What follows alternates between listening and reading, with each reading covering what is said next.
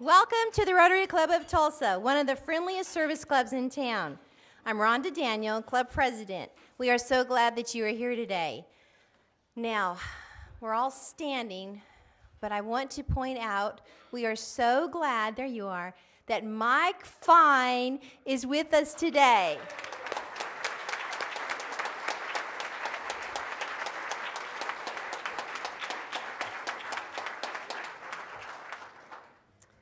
Let's begin our meeting by having the song and pledge led by Jerry Dillon. On the pianos, Tom Wolfe. Visitor introduction by Bob Reed. And now, come on up, Kathy. Our invocation will be given by Kathy Gorell. Will you join me in prayer? First, we thank you for the privilege of living in a country of peace and prosperity and freedom. You have placed us in a city where so many business opportunities abound. We thank you for the many ways you have blessed us, but because we're so blessed, we are also called to bless others. So we thank you for the many opportunities to serve through this club, our churches, and other organizations. There are so many oppressed throughout the world, and we lift up particularly the people of the Middle East and other countries with great unrest. We pray for West Africa with the invasion of Ebola and for the few cases that have reached our shores. We specifically pray for the work of Rotary clubs throughout the world, that they might be a beacon of light in their respective cities. Forgive us for our shortcomings and direct our thoughts, words, and actions, that we might be your hands and feet here in Tulsa and beyond. In your holy name we pray. Amen. Would you stand tall as we join together in honoring this incredible country that we have, that many of you have helped make it possible through serving in the military and business and other services. So today is a special day for us to sing. We know that Fred will once take credit that he brought the California weather here, and Tom will bring in the great music, but you bring the passion in your heart as you sing, "Oh Beautiful."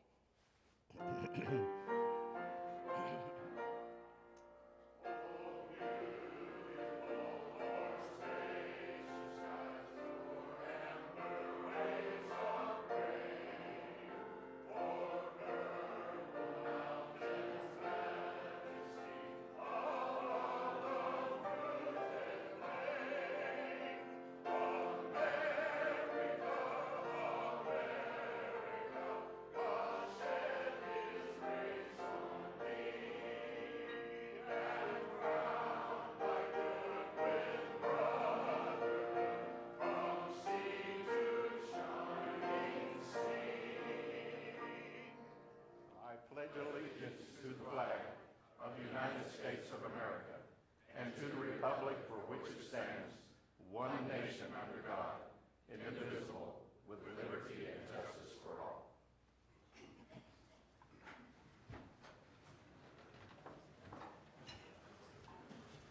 It's my privilege to welcome our visitors and guests today, and certainly in tribute to Fred, we have plenty. But also, rather than take his time, I'm not going to take his time introducing individually, but I do have one table down here that I would like to have stand, and that's the Davis family, and they're Robeson and whoever else part of that group.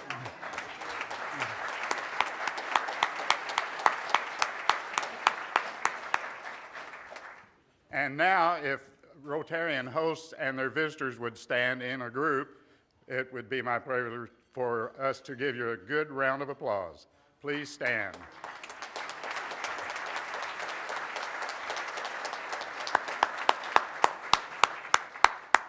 And any visiting Rotarians, I think we have one or two. Would you please, well, two, Wayne and Harlan, okay?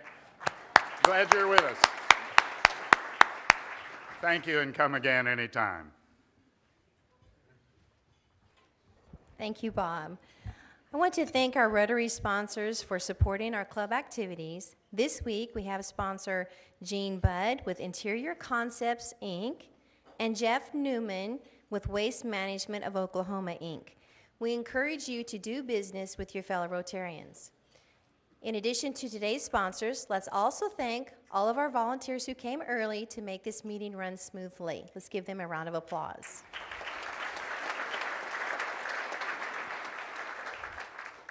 We have 2 committee meetings today, classifications in room 232 and Club Foundation grants in room 233. I have a few announcements today. First, past President Doug Collins continues his treatments for lymphoma. You'll find cards on the tables this week for your extending words of encouragement to Doug. He would really appreciate and welcome your prayers for his support and healing. I know there's a few that have continued to stay in contact with Doug. I encourage you to do that as well. Also, I think we've mentioned that last week, but he will be in Rotary for 50 years this week, I believe, this week. So he's been a long-time Rotarian. Let's keep Doug in our prayers. Business Visitation Day is coming on November 5th. Registration is open online with DB calendar, but slips are also on your tables today. Charles Sechrist tells me some locations are really starting to fill up, so please register sooner than later so you get the spot that you want. And now, we have one more announcement. If you know someone who is considering applying for Rotary Youth Exchange for the 2015-16 academic year, encourage them to get their application in pronto. The deadline is November 1st. If you have any questions about the process, please contact Duff. And now, Kostis. I practiced this. Bropo Papas. How's that? He is the artistic director of the Tulsa Opera, and he has an announcement for us today from the side mic. Good afternoon, everyone. Such a pleasure to be here. It's always so nice to be here at the Rotary Club of Tulsa. Tulsa Opera is presenting Rossini's Cinderella next weekend, October 24th and 26th. And it's the classic tale of Cinderella in a comedy version. And it's a little bit of a twist of the traditional story, in that it has a little bit less magic and a little bit more emphasis on virtue and kindness. Of course, because it's Rossini, it has terrific vocal fireworks. It's a really, really funny comedy, something for the whole family. I encourage everybody to come, and if you have children, please bring them along. Meanwhile, we have a little preview for you today, just the very final piece of music from Rossini's Cinderella, where Cinderella rejoices in her happiness, forgives the stepfather and the stepsisters, and says that she's never going to be sad anymore. You will hear it sung by our studio artist, mezzo-soprano Ashley Cutright, who is with us for the second season, so I think you have seen her here before at the Rotary, and she will be accompanied by our first-year studio artist program, Valerie Poole, who is coming to us from the Cincinnati College Conservatory of Music. So this is Non più mesta from Rossini's Cinderella.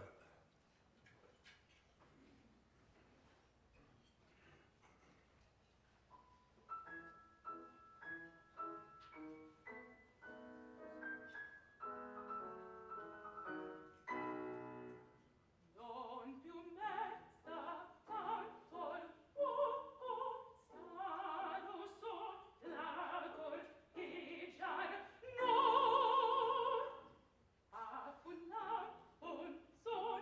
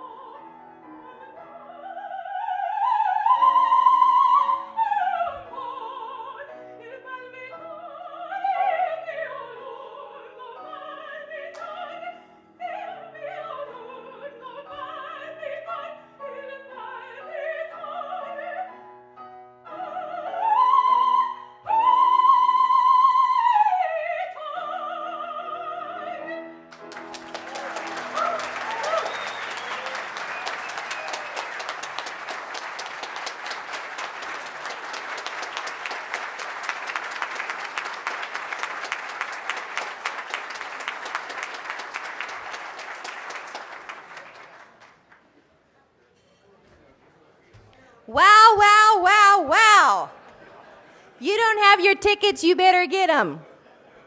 Just so you know, I kind of sound like that when I sing in the car. Just so you know. All right, it is now my honor to have past President Scott Petty. You will make your way this direction. He's going to give us a little bit of information about some past history.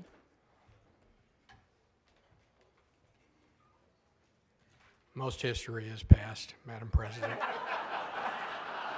Couldn't resist that. Now, I'm up here. This is a scary thought. I'm representing John O'Connor and Tom Clinda and Hal Allen. But I want to talk to you a little bit about Rotary in the 60s and 70s, or excuse me, 70s and 80s. Our club first met here in March of 1974 at this church. We moved from the YMCA to here. And I remember in those days in the 70s that this club was a very homogeneous group, to put it charitably. We had all-male membership, and we had many World War II veterans in the club. And we had about probably a dozen guys under 40. Bob Sade was one of them. He and I were definitely in the minority in those days. And we also had some World War I vets, and I specifically remember R.C. Walker, Larkin Bailey, and Dode McIntosh. Some of you older Rotarians remember those guys. We would also do club singing, and we would do songs like Let Me Call You Sweetheart and Over There, and it was fun, though. We loved it. There was a women's auxiliary, the Rotary Anns. And when I think back about the presidents, and many of you remember these gentlemen, Allen Edwards Sr. Established the Rotary Community Fund, which now has a balance of over $3.2 million. Very amazing legacy. Jimmy Sade, maybe one of our greatest presidents of Rotary. He established Camp Enterprise. And I remember Jimmy telling me, I became a member when he was president, and he said, when you go back to your office, you take your calendar and you enter Rotary every Wednesday, and then you schedule everything else around that. And he meant it. And I always think about that when I make that annual entry in my calendar. Bob Linacher, we all know some of the things that he's done. He was president in that era. The Rotary Plaza, the IBO Awards, those things were all the vision of Bob Linacher. Bob Vassar, he started the computer club. He was a great president. All of those men I mentioned received the Service Above Self Award, which is extraordinary in itself. And we had guys like Warren Hultgren and Muzon Biggs that inspired us to be better people, better Rotarians. And Hal Calhoun and Pete Winget, those guys were so funny and so friendly that it just kind of made you want to come to Rotary every week. And we had a guy, you remember Lynn Welburn, many of you remember him. He sort of laid the cornerstone for what the Sergeant at Arms does today. And I can remember very vividly that if a Rotarian would get up here and mention his company, he would blow a whistle, and that was a fine. And, of course, he would try to trick people into mentioning their company name, and then he'd fine them. I want to tell you about a couple of things when I was president, and that was 1987 and 88. We brought women into Rotary in August of 1987. And you guys know it took a liberal like me to pull that off. But it was really a great thing to do, and probably was overdue. And believe it or not, in that day, it was a little bit controversial. But this club showed a lot of leadership and welcomed women into Rotary. The two ladies that joined first were Gladys Harrington and Paula Marshall. Great ladies, unbelievably qualified, probably more qualified than guys like me that were already in. But and from there, we are where we are today with a lady president, which is great. I want to mention in closing that the second thing that happened during my year, Rotary International had given us a goal to raise money for a new program known as Polio Plus. They told me we were going to have to raise $80,000. I told Bob Linacher today, back in those days we were fining people $1 for things, okay? So $80,000 sounded like a tremendous amount of money. And I was a young president. I didn't know how I was going to come up with $80,000. So I started going through the roster looking at names, and I started in the A's. When I got to B, I saw a name, Barry, Garvin Barry. And I didn't even go past that. I picked up the phone and I called him and I said, Garvin, this is what the deal is. And he said, I need to think about that because this is a big commitment. And I said, okay. He called me back a day later and he said, I need to come out to your office to see you. He came out and he said, Scott, I'm going to do this, but there's a problem with it. And I thought, oh no, what is it? And he said, it's not enough money. I'm going to make it $120,000. And I said, well, okay, let's go for it. I was still a little nervous at this point. And he began to get a little bit choked up, and he said, I believe that God led you to ask me to do this. And I said, well, can you explain that a little bit more? And he said, my sister had polio, and he said, I want to do something about this disease. To make a long story short, he raised over $200,000 for Polio Plus. Amazing. And that's a tremendous legacy for this club, and I thought about it a few weeks ago. I saw Bob McKenzie in his Polio Plus garb and his bicycle at Celia Clinton, so that fight is still ongoing. And Rob, I think about that every time I see you out there, but what a great guy Garvin Barry was. So these are some of the leaders of our club during that time, and I think what they have done will live on forever. Thank you.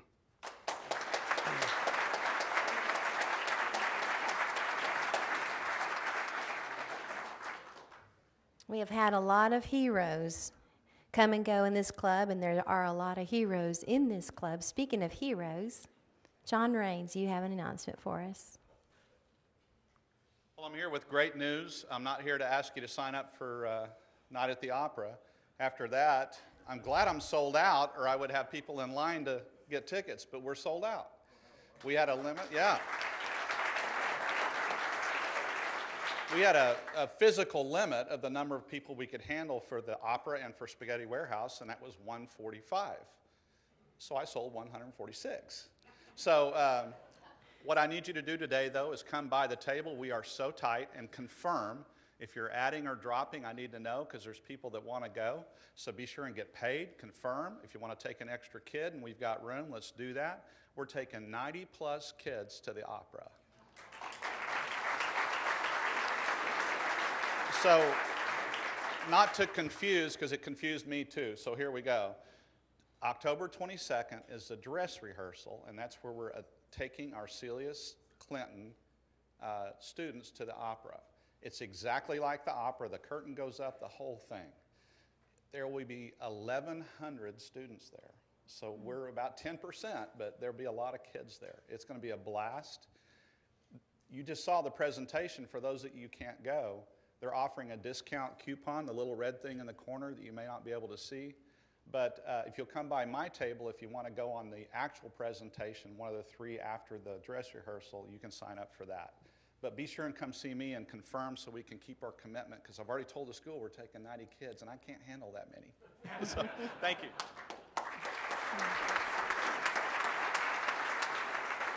I am so glad that I already bought my ticket. Actually, I need to see you afterwards. I haven't bought it yet. Okay. Matthew, what do we got going on today? Well, I don't have 21 finds to announce today, which you'll be delighted to hear. Last week was a very busy week. First announcement, though, following from Scott's message about polio. On the front tables here, there's a jar in it that says "End Polio Now." If someone from each of the front tables can pass that back one table, And if everyone gets out their heaviest change or biggest bill or whatever else you'd like to pop in the jar, and when they get to the back of the room at the end of the meeting, we'll pick them all up. So, so before the meeting started, Matt Davis came up to me and said, "It's my mum's birthday on Saturday." And he said, "If you sing her happy birthday, I'll give the foundation $88. Whoa. I appreciate that, because I'm sitting there and then I hear Ashley come up. I'm like, if it was $880, I might sing it after Ashley, but $88? So if anyone else would like to help me in wishing a happy birthday through singing for Marilyn Davis for this Saturday, you're welcome to join in. Happy birthday to you. Happy birthday to you. Happy birthday, dear Marilyn. Happy birthday to you. All right.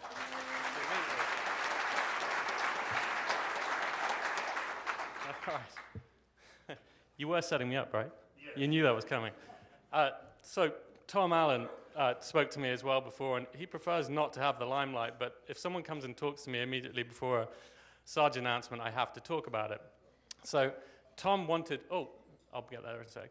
Tom wanted to keep it under the radar that he'd qualified for the Senior Olympics in the 50 meters and 100 meters, and he was quizzing me as to who the mystery Rotarian was last week when we announced it. So apparently within the 400 of us in the room, we can't keep a secret, because Tom now has the Tulsa World calling him up, trying to find out more information about his latest exploits. So, but congratulations to Tom, now you're here this week. So, Scott, I didn't see where you sat. I didn't have a whistle, but I did get him for over-promotion of a son's business last week. So, thank you very much to Jerry for stepping up with $100 for a very zealous promotion of Proforma.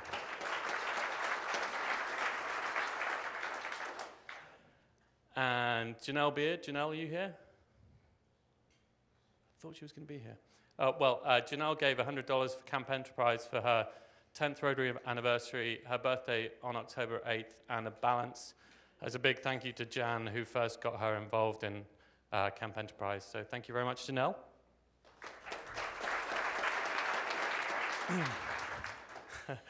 So Charles Seacrest has been sat at the table with me since the beginning of the meeting, and I asked him if he knew what Alicia had in store for him.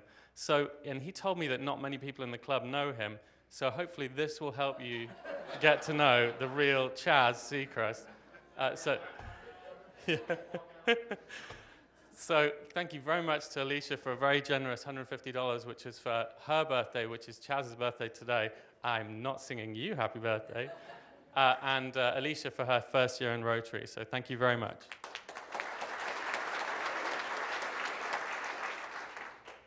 I'm actually never singing happy birthday again, so please don't ask. So all of the OSU tickets have been sold out. We do still have, OU are playing Kansas State. Apparently now, because I don't understand football, people are giving me the name of it on a board to read out. But OU are playing Kansas State, which will be this Saturday, and Margaret is going to fill in for the Niles here afterwards. So anyone who steps up with $140 afterwards gets some pretty sweet tickets for the OU game this weekend. And that's all. I'm done. Thank you. Thank you. Oh. Almost done. There are a number of people in this room who have mentioned to me in the last few weeks, I had a birthday, I need to get back to you, and they have not. I have written your names down. Don't make me call you. Thank you.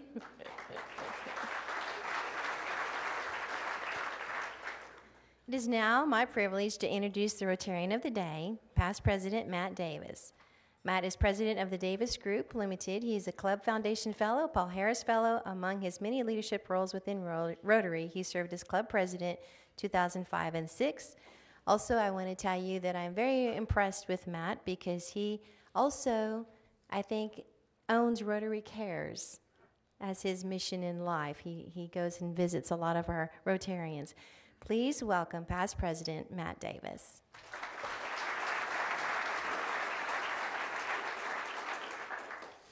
Our speaker today is known throughout the country as one of the most talented, creative problem solvers in American politics. On November 4th, you'll see him all evening on the new Bloomberg TV political show from New York City, reviewing national election results along with his friend Nicole Wallace, the newest face on The View, and the authors of Game Change and Double Down, the two most highly regarded books about the past two presidential elections. I'm going to make my introduction very short so we get as much of Fred's time as possible. Please join Mom, Hannah and Joe, Zach and me in welcoming a brilliant strategist and the best big brother a guy could have, Fred Davis.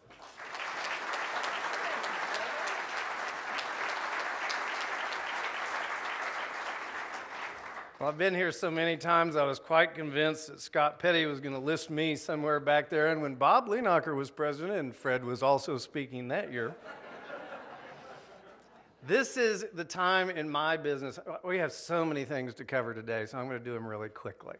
This is the time in my business when every client goes insane. It doesn't matter if you're up 80 points in the polls, Jim Inhofe.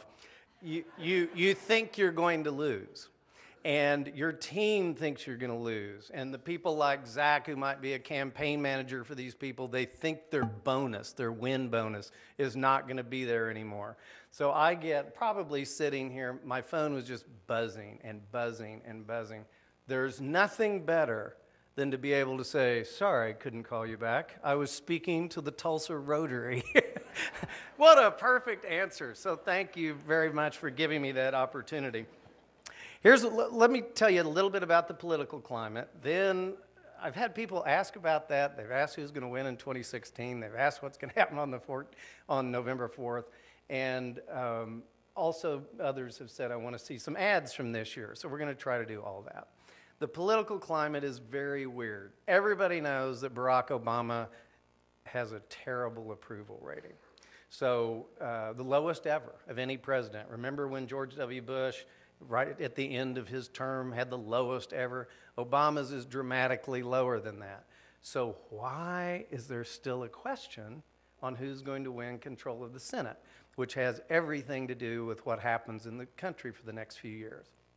It's because Congress, believe it or not, has a lower approval rating than even the president. And Congress is a catch-all that includes Democrats and Republicans. So nobody can tell you exactly what's going to happen on November 4th. My gut tells me we are going to win control.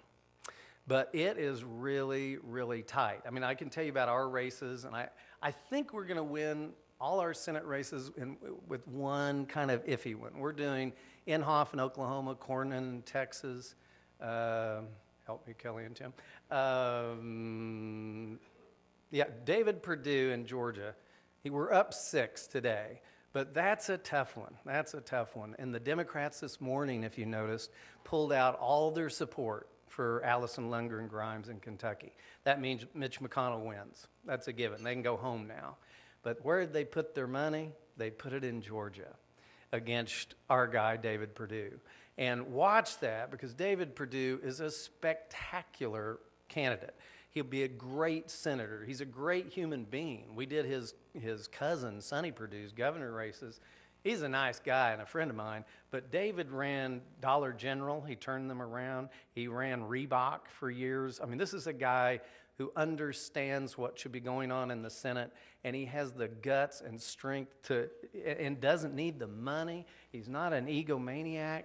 He's the perfect guy to be in the Senate, and yet that is a very, very tough race because he's not being a politician. He's set a couple lines that aren't really very perfect. He said, for example, that somebody said, well, in all these jobs you've had, you've done, God help you, man, you've outsourced jobs. And he goes, yes, that's part of my job, turning around companies. If you don't have a climate in America where you can affordably produce goods, of course you produce them somewhere else. That's my job as a CEO of a company.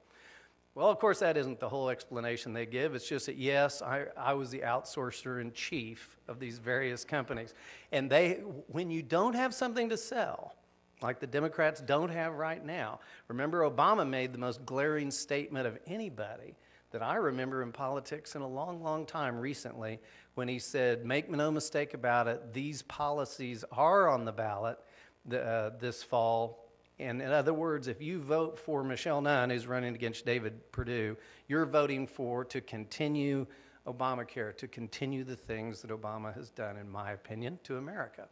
And so what we're trying to do on the Republican side is tie all our candidates with the anti-Obama message. What they're trying to do is trash all of our candidates. So if David Perdue gives them a little help on a line like that, that's not good. I still think we'll win that one. Another one we're doing is Ben Sasse in Nebraska. Watch this guy. Ben Sasse, within 10 or 12 years, will be either running for president or president of the United States. I'm going to show you some examples in a minute. We took that race over, and there was a guy 40 points ahead in the race. A guy named Shane Osborne, who was the pilot of the plane that crashed into a Chinese spy plane or something not long ago, and he got a little notoriety out of that, and he rode that into being ahead in the polls. And he just thought he was great. Mitch McConnell supported him. Everybody was supporting him. A certain uncle of mine supported him and called and said, what on earth are you doing with this Ben Sasse guy? I said, because he is the smartest guy in the race. He's not a bogus politician. He's in there for the right reason, and we're going to win. And we won big in the primary without a runoff, which caused a few moments of family strife. But he's going to win the general. But watch that guy, Ben Sasse. He's a biggie to watch. We're doing Lamar Alexander's race in Tennessee. A lot of you know who Lamar Alexander is. You would think Lamar Alexander would ice skate to victory. Not this year, because Lamar Alexander had a Tea Party candidate that no one had ever heard of that really caused some pause. Now, were we ever nervous about it? No, we were never even close to 20 points. He wasn't within 20 points of us. And yet Lamar just kind of had a few sleepless nights and passed them on to those around him, right? And so we've probably done 2,000 ads for Lamar this cycle when one nice ad might have worked.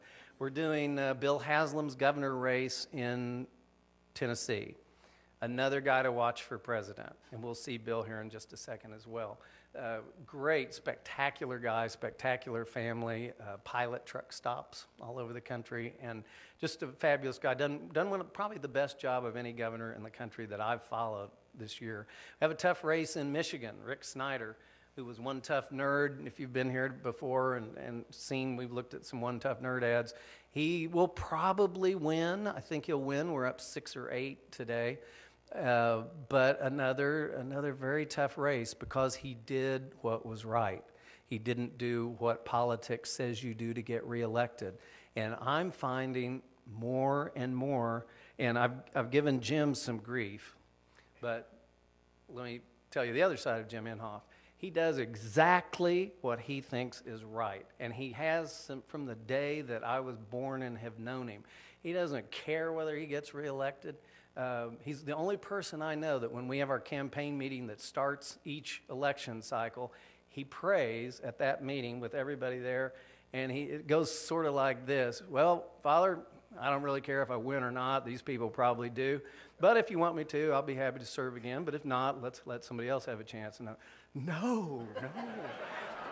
But he really means that. And if there's more people like that, not just relatives of ours, but if there are more people like that that had that spirit, which Ben Sasse does, and David Perdue does, and Rick Snyder does, that would be great. Rick Snyder one night in Michigan, the birthplace of the union movement, with a stroke of the pen, made Michigan a right-to-work state.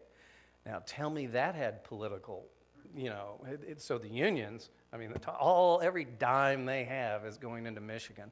And what should have been a maybe $5 million race is probably a $40 million race. That really doesn't hurt our coffers, but that's another story. Okay, so let's move on and look at some of these things. Did I cover all my points? Yes, one last thing. On the polling, there's another huge if that keeps me from being able to tell you that these 6 and 8 point margins will hold. And that is everybody is sick of politics. Republicans are sick of politics, Tea Party's sick of politics, Democrats are sick of politics, conservatives, liberals, everybody is. So nobody really knows who's going to turn out to vote. Well, I know that there's more people in this room that think like I do than think the other way, so I hope you all turn out to vote. But there's going to be a lot of states where if it's raining, that'll make a difference in the polls, because conservatives tend to be a little more engaged and go vote. And if it's raining, some of the liberals just don't get out and vote. So I remember when we were doing Elizabeth Dole's race years and years ago for the Senate, and I checked the weather forecast the first minute. It was really tight, 1 point difference. And I looked at the polls, and it was going to rain, and I knew we'd won. And we won pretty handily that day. So let's look at some stuff. Okay, Jim Inhofe, we've already talked about a little bit. What do you do when your candidate is, number one, your uncle? Number two, he never sees his ads before they run. Now, I've had quite a few compliments on Inhofe ads today, just being here. And, you know, Fred, those are really good. Well, all our ads would be that good, and we tell our clients this, if you didn't interfere. You know, when you get to, you know, be your own judge on things, you can do a pretty good job. But no, I want to hit the other guy and stuff like that. So he's in a pretty good position in the race. He's going to be 80 years old, or close, at the time of the race, and but looks better than I do, a few years younger. How do you get that across? The average people get it across with a voiceover saying, Jim Inhofe, he's energetic, he does this, he does that. Nah, this is how we did, which I know you've seen, but we'll look at it again. It's a little thing, just seats two, but most of the time it's just me anyway. I can hit more Oklahoma towns in a day, listen and help more people than I could in a week if I were driving. 435 visits so far. Look up. Jim might be heading your way now. I'm Jim Inhofe, and I not only approve this message, I enjoy it.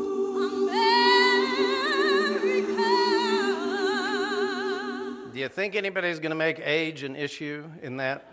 And if you remember, he had open heart surgery, quadruple bypass surgery, 3 months before we shot that.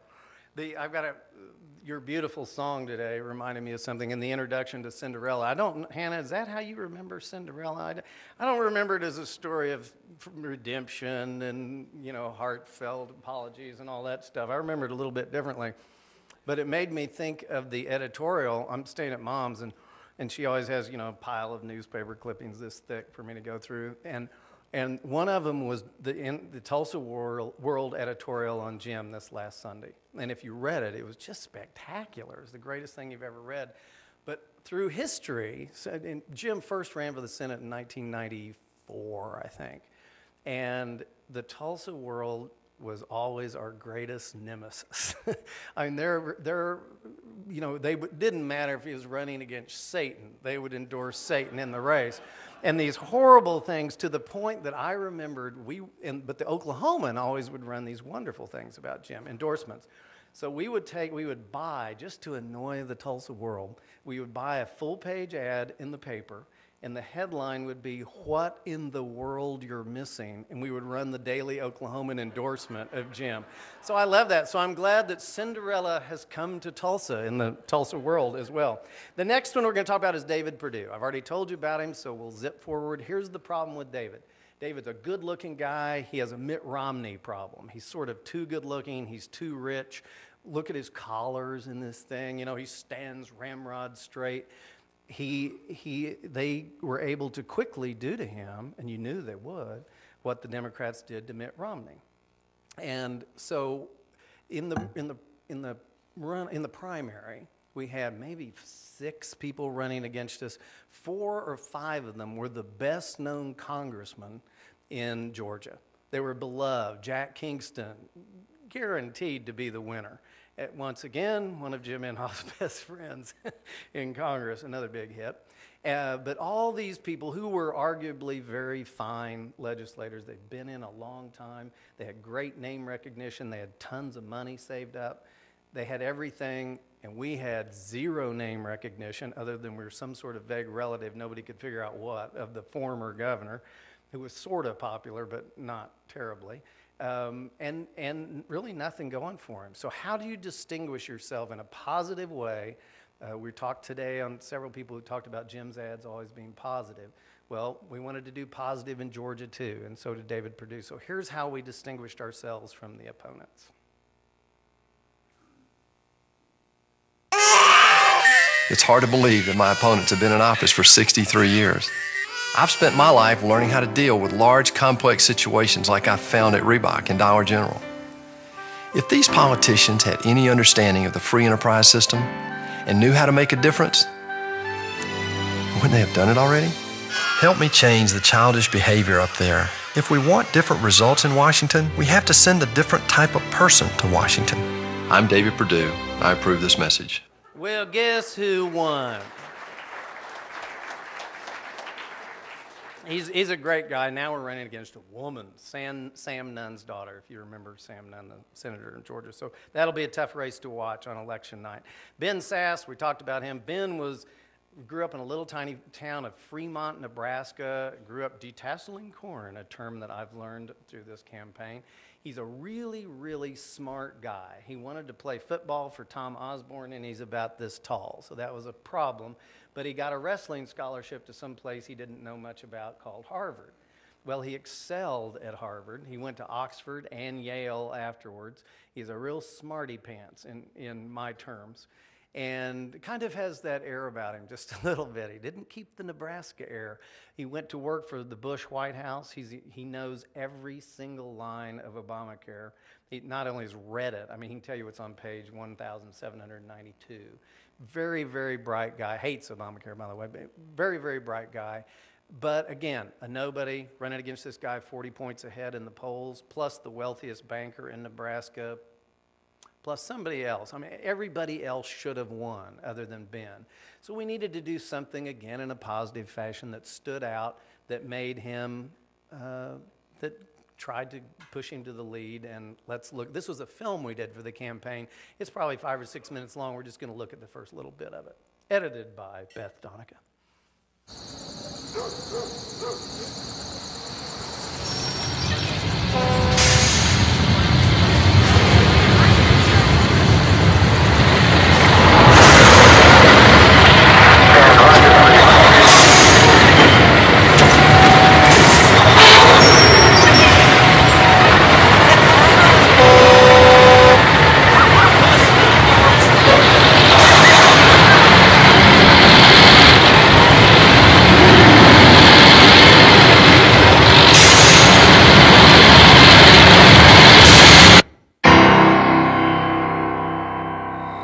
That's it. The way to cure the incredible ineffectiveness and dysfunction of both parties in Washington.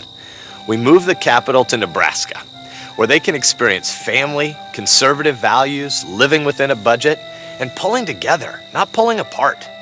My name is Ben Sass. Moving the U.S. Capitol to Nebraska is the end of the story. Let's start at the beginning.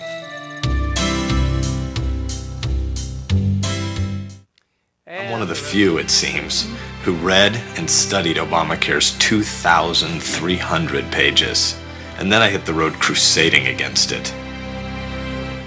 It's worse than you think. It seems that experience turning around broken institutions is exactly what's needed right now.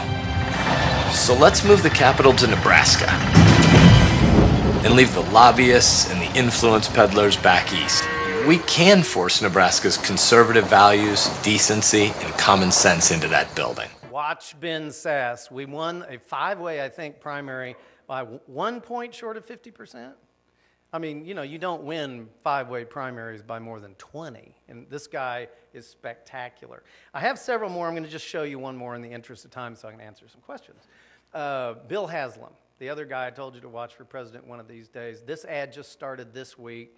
He's going to win, hands down. I honestly don't know the name of his opponent, but it's something like Charlie Brown. It's some cartoon character. It couldn't be more fitting. So let's see what this is Bill's persona in this, even though he's only in it right at the end. This is what he's like.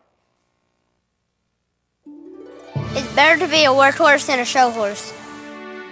Actions speak louder than words.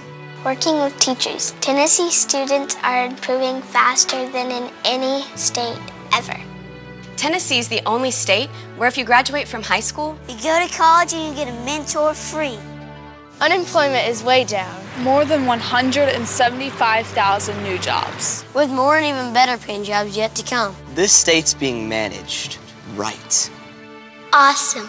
No hubbub, no fanfare. Bill Haslam just gets the job done. Chrissy, too. One of the best governors and first ladies in the country. They might not know it in New York. Might not know it in D.C. But we sure know it in Tennessee. The Puss and the President. That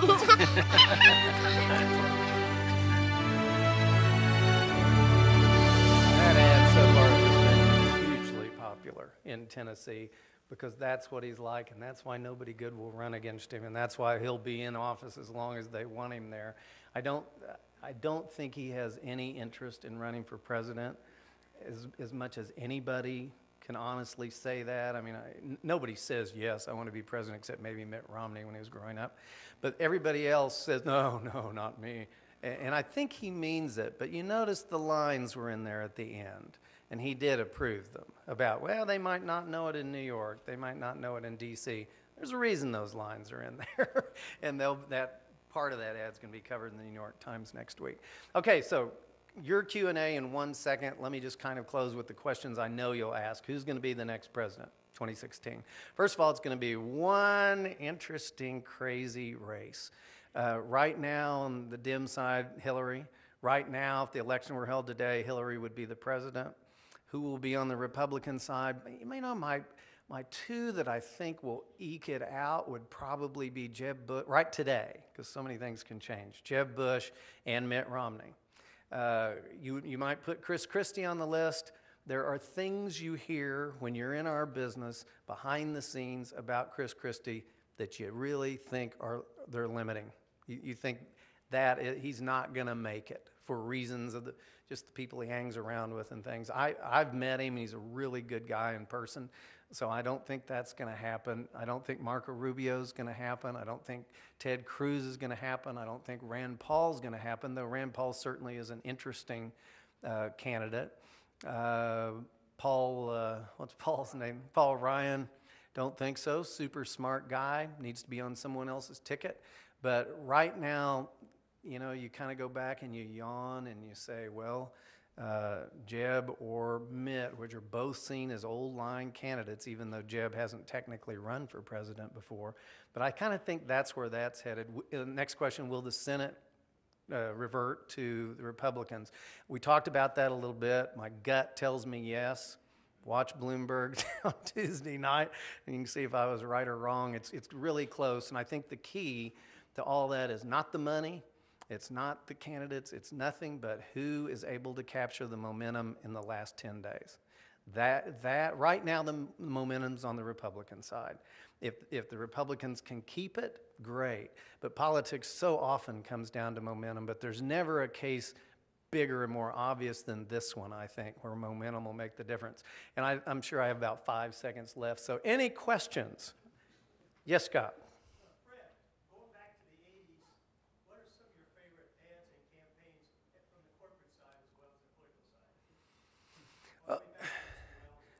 We have a list on, or I have one on my computer, and I think all our folks do.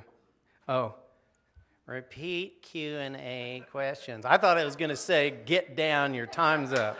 That's her next one. I see it sitting on top of her pile. The question was, back to the 80s, corporate or political, what are some of my favorite ads? Clearly Got Milk campaign. I like things that are really simple and are really positive and have an emotional hook that absolutely gets you in the liver. I want something that sucks you in. And Got Milk, every single person in this room, every single person in America remembers having those Oreos and going to the refrigerator and the milk was empty. You know, my brother Zach had taken the milk or whatever. So that was a perfect campaign. I think many of the Bud commercials, especially on the Super Bowl, are spectacular. We keep a file of those. I probably have 30, not a huge number. The old Ameritrade ads were spectacular. And when we never try to copy anybody, but when we hit a stumbling block and a writer's block or whatever, I'll go back through that file and think, you know, what made these work? So that's a great question. Yes, sir. Depends what they're worth. No, that never comes into, yes, we have, you know, the ones that are bad, we've turned down some clients when I've gone to the meeting, the original meeting. First of all, we try to check them out before I go. I live in Hollywood, California. All the meetings are in Washington, D.C. I don't like going to Washington, D.C. So somebody calls and they say, we're interviewing firms, your time is from 2 to 2:30 on Wednesday the 14th, without ever saying, do you happen to be available on Wednesday the 14th? Would you like to get to know the candidate first or something like that? We typically say no just because of the tenor of that. 50% of those come back after the fact and say, okay, you're right, you want to have dinner with the candidate before the night before. So if it's that kind of structured thing, there's a famous guy in advertising named David Ogilvy, and he hated to fly an airplane, so he only went by train. And he went from New York to Kansas City. It was like the milk producers or something, and it was one of those horrid things. And when he got there, after traveling by train all night, and he went into the meeting with his team, and the person sat down and said, we're very pleased to have you, Mr. Ogilvy. You will have from 1 o'clock to 2 o'clock. At 2 o'clock, we will ring this bell, so please be concise in your comments. And he said, ring the bell, and got up and walked out. I've done that more times than I'm proud of. But you're going to be in a foxhole with somebody for 2 years many times, and if it's somebody that you don't like, we have a few candidates right now that, I wouldn't invite to my birthday party. But in general, we can stomach them. But the ones where you sign up and you find out later they're bad and have to resign, those are the bad ones, and we've had a handful of those. The gentleman clear at the back, yes, sir.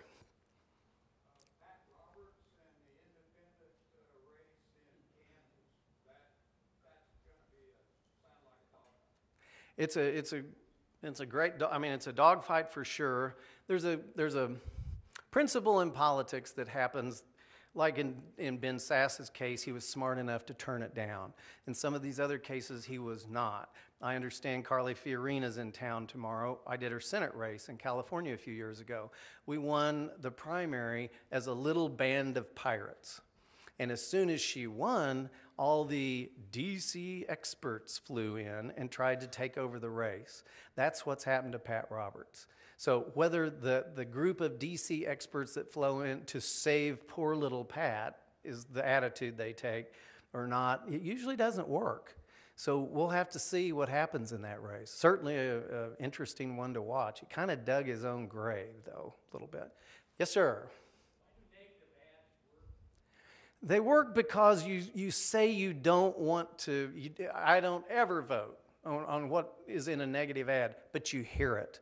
And you hear that message over and over and over again. And it settles in. So Bill Haslam, the guy in Tennessee, has never run a negative ad. He won't let us run a negative ad. He got bludgeoned when he ran for governor last time by some of the nastiest negative ads I've ever seen, and some of us wanted to fight back. And he called me, and he's real calm, and he called me and he said, Fred, no, I'd like to shoot a new ad with my wife Chrissy and I, and like to do it tonight.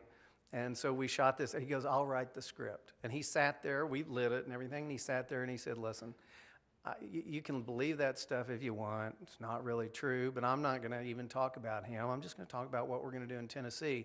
And that other guy that was doing the negative ads plummeted through the floor because Bill had the guts to be positive. Most people don't. Lamar is a very positive guy, but right now, everybody's skin is really thin. I hate to keep bragging on my uncle, but whatever this guy's name is here, I don't even know it, that's running against him, he doesn't have a choice. He's out there beating on Jim any way he can to try to get some traction on something. Jim has zero interest in attacking back, and that's why Jim will win, because it won't get into a he said, she said. Mr. Dillon. Hispanic community is growing rapidly. How are you going to deal with that in the next 10 years? I hope I'm retired about the time those people... That's a toughie. That's a real tough one. And some people, Carly, one of the things she looked at when she lost the race, she used to be head of Hewlett-Packard. She's used to doing big, huge, massive things. She was going to be a big senator from a big state, and she didn't win. And so she was looking for something big to do next. She's doing something I understand new now. But one she looked at was a really serious, I thought, great effort at bringing the Hispanics into the Republican Party. We're doing that for John Cornyn in Texas now. But the party as a whole has not done it. The Republican Party, remember, has not had anybody in the White House since W. When you don't have someone in the White House, what do you have? You have that list I read and more of people who want to be in the White House.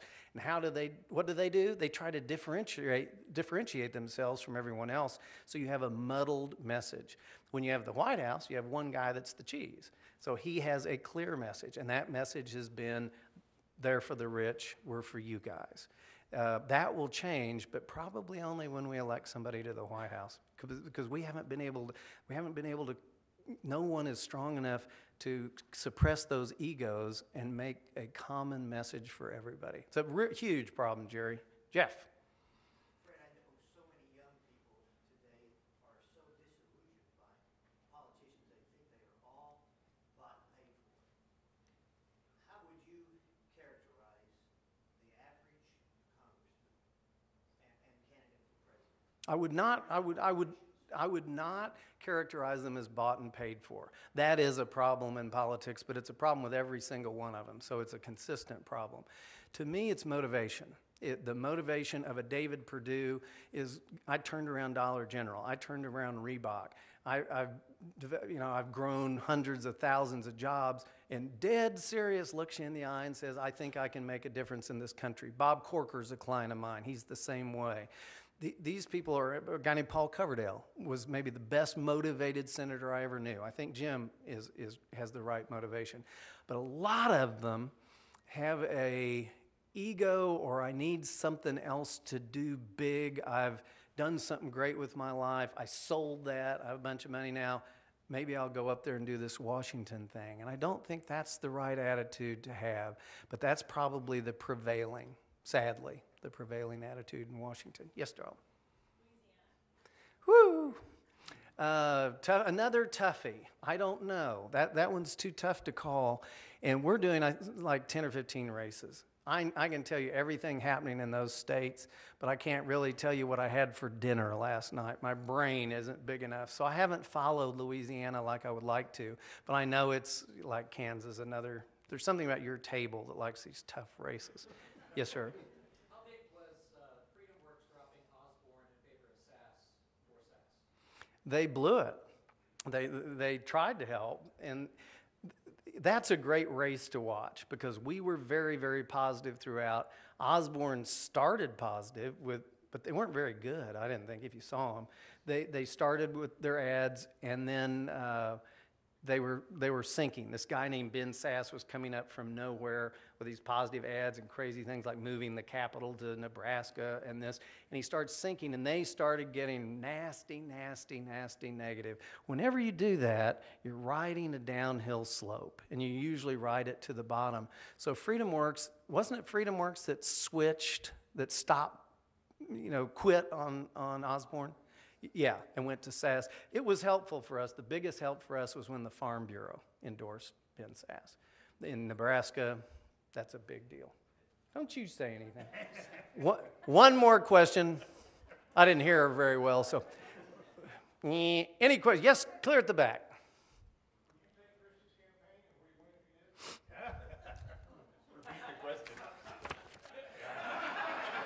It's a tough question. And I'll have to tell you a very quick story on it. The question was, would I take Christie's campaign? Would he win if I did? Well, of course he'd win.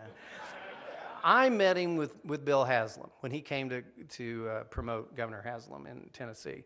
You couldn't ask for a nicer guy. He was charming and pleasant and wonderful and funny, self-effacing. He got up and gave a speech to a couple thousand people.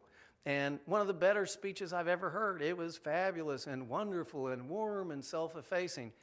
Then, not 2 weeks later, names shall not be mentioned, but I happened to be in a position to deal with him behind the scenes, not directly, but I was on the calls, on another race.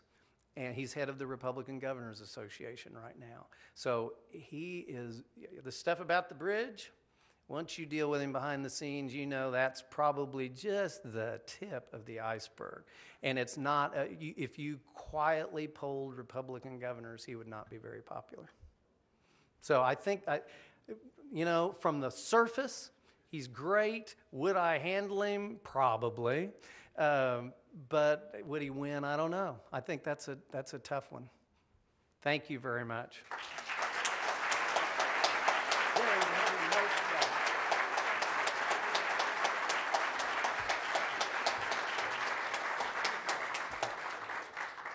See, you should always be nice to people.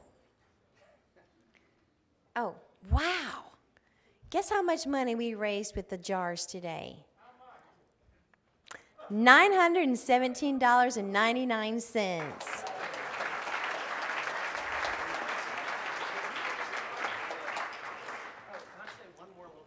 Oh, no. This is the best.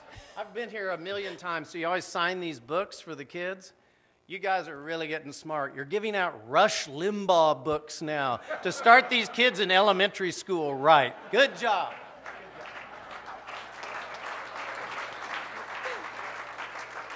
I apologize for those who don't approve of that book.